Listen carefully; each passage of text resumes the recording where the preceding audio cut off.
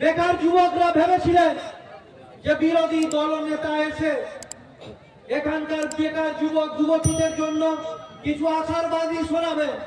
এখানে কর্মরত যে ওয়ার্কাররা যারা অন্যান্য স্টিল প্ল্যান্টের থেকে কম মাইনে পান তাদের জন্য কিছু কথা বলবেন, তিনি সেটা বলেননি। তার বাঁ পাশে ডান পাশে যাদিকে দেখলাম, দাদিকে নিয়েই এসেছিলেন যে আমাদের সিন্ডিকেট আমাদের ফিরিয়ে দাও। তারা এক সময় এখানে সিন্ডিকেট চালাতেন। তাদের উদ্দেশ্য বেকারের কর্মসংস্থান নয়, কর্মরত শ্রমিকদের মাইনে বৃদ্ধি নয়।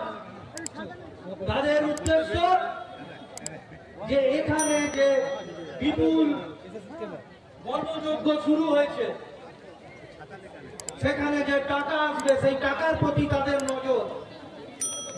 এবং তারা তাদের যারা এখানে সিন্ডিকেট চালাতেন, আগে যার পরিবারের নামে 3টে 4টে এখানে ঠিকা চলতো, যার ভয়ে কেউ এখানে কন্ট্রাক্টরিতে পার্টিসিপেট করতে পারতেন না, তাকে নিয়ে বিরোধী দলনেতা স্কুল আধিকারিকের সাথে দেখা করছে।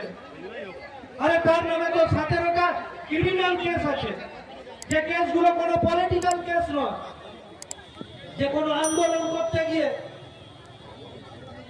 কোনো মুভমেন্ট করতে গিয়ে এই কেস পেয়েছে। মার্ডার কেস থেকে শুরু করে রেপ কেস থেকে শুরু করে কিডন্যাপিং এর কেস, এই সবই তো হচ্ছে বিজেপির সম্পদ। এদিকে নিয়ে আর যাই হোক, বেকারদের সমস্যার সমাধান হবে না। আমাদের নেতৃত্ব আপনাদের সাথে আছে, আমরা এলাকার পৌর প্রতিনিধিরা আপনাদের সাথে আছি।